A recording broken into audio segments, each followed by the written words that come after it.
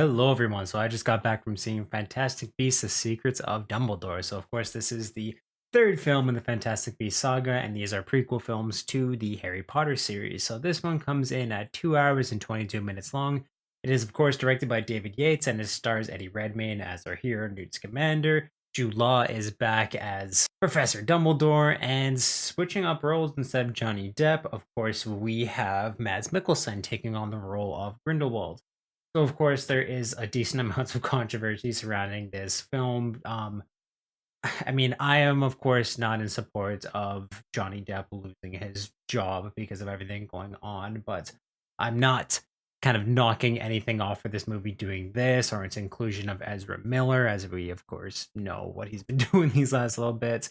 I'm just trying my very best to take this as the movie. I'm not any of the controversy around it with J.K. Rowling, Ezra Miller, of course, the recasting of Johnny Depp. None of that is going to be involved in my score of this. So, yes, without further ado, let me get into my review for Fantastic Beasts 3. So, right off the bat, this film takes place, it seems like a few months at the very least, after the events of the second Fantastic Beasts film. And yeah, basically, Grindelwald is making a play to run for a huge rise in power.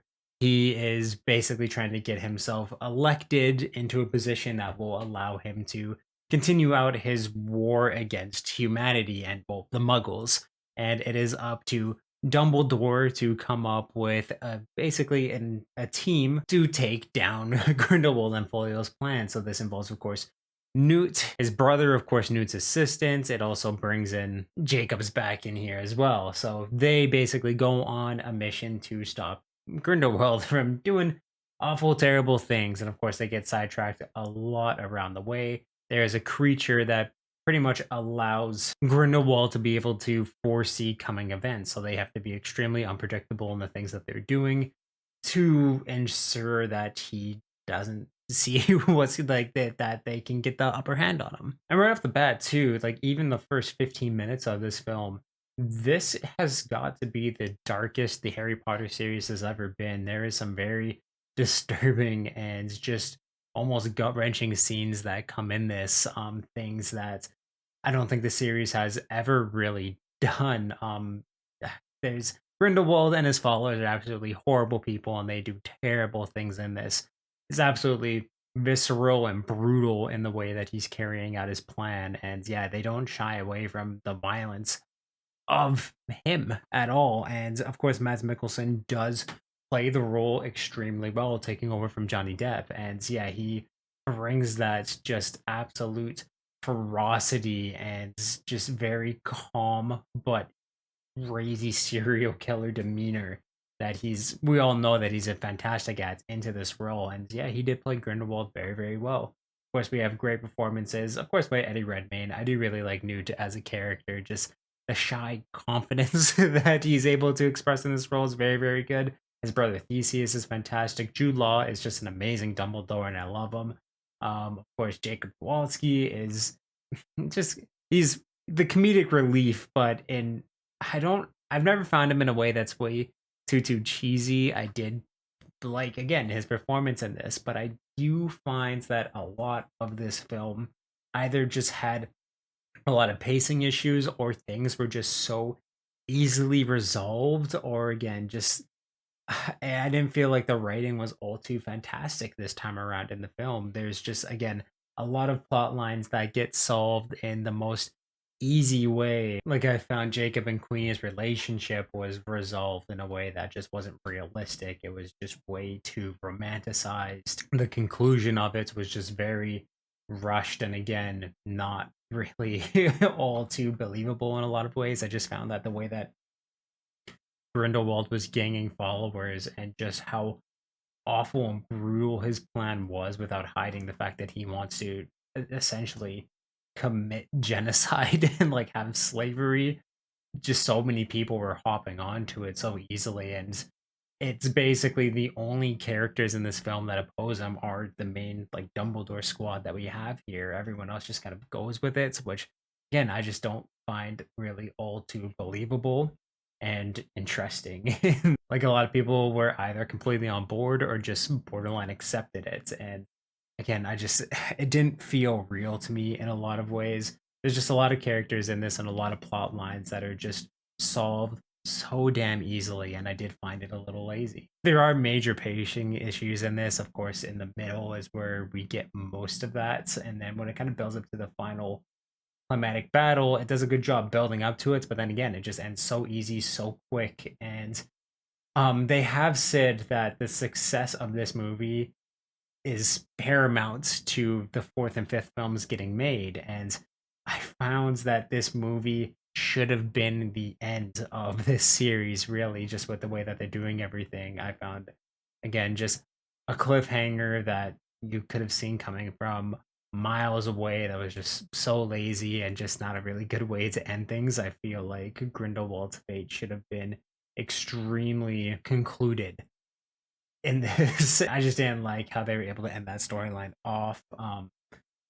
Just kind of like the last fight that we get in this film too was just not filmed all too great. There's so many cuts in it. There's one scene too, again, like a little fight scene with Grindelwald's goons and a couple of the characters that we see here that was in slow-mo that I just found was so sloppily shot. There is some actually really good, again, in the build up to them going up against Grindelwald and foiling his plan, his push for power. There was a really good fast fight scene, which is the Harry Potter fight scenes we've seen before that are just super awesome. It's quick. They make great use of just a bunch of things from the Harry Potter series get brought into this one, but just the way that they use their magic and traps was very creative, and there's some really cool things that they did in it. But that was again the only really fight scene in this that I found was super entertaining. It does have its comedic moments and things like that, but again, very dark. But I found it did work for the tone. It worked for Mads Mikkelsen and his character. But again, Grindelwald in this, I found even though Mads Mikkelsen was great, there just wasn't a lot for his character to do in this, and he didn't really seem like a huge threat by the end of it. And even like when you can start to see that his plan may not come to rest here, he was just giving up really easily.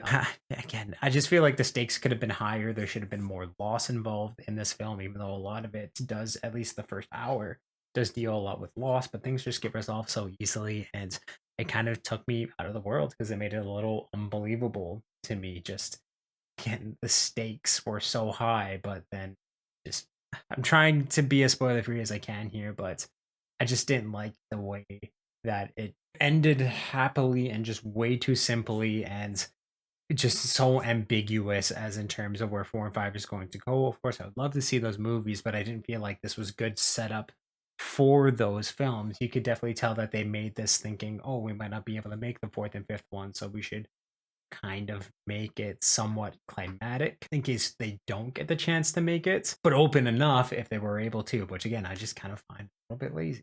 So yeah, I was very conflicted about this film and what I was thinking about it.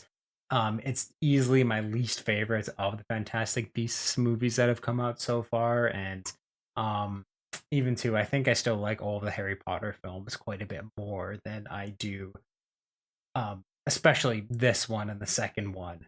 I love the first Fantastic Beasts, but yeah, this one just I do think it is my least favorite of just kind of the Harry Potter series.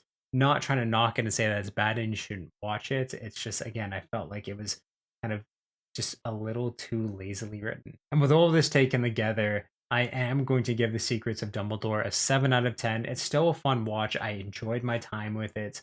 It's something I'm going to remember. I will probably watch it again because again, there is some things that I liked in this quite a bit that will bring me back to it. But yeah, just some pacing issues, things being the ways that things were resolved, some again very lazily shot and edited fight scenes just really kind of sucked a lot of the life out of this movie from me. And I feel like 7 is a bit generous, but I do recommend it for anyone who likes the Harry Potter series. There is some good things that they put in this here, but again, it's just not on par with what this series, Harry Potter or Fantastic Beasts, has been able to do in the past. So if you've seen The Secrets of Dumbledore, please let me know what you thought about it in the comments down below. And of course, if you like this review, you can check out everything I do on this channel through my playlist down below. And of course, I'll link some up top here for convenience sake.